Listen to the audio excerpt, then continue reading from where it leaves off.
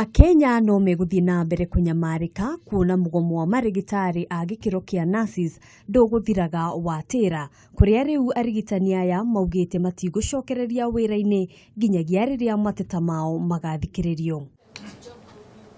Kuringana na kiama giki mari na marua maria marehokeka gukorwo matumirwo ruhonge rwa ugima wa mwiri ni kamiti ya SRC maria maronania murugamo wa kamiti ino hari guikurukia ngathi na gucerehura mishara ya manathi undu uria maugite matigwitikira. We constitute 80% of the health workforce.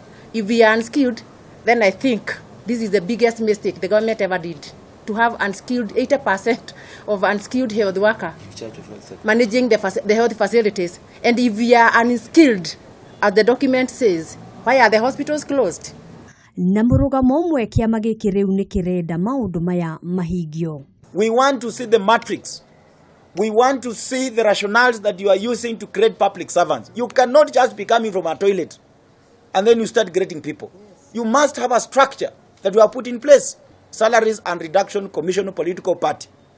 We are telling your chairman, the party leader Sarah Serem, that now she has touched an area where we are going to fight her passionately.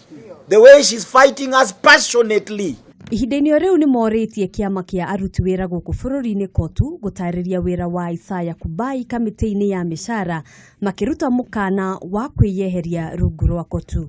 We want to tell Mheshimiwa Francis Atwoli that as workers we have lost confidence in Mr. Kubai.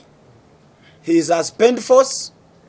He is no longer of any help to Kenyan workers. Oho ni moritie mutongoria wa bururi kuingirira ndũgamano ĩno niguo mugomo wao ukorwo ugitiriho.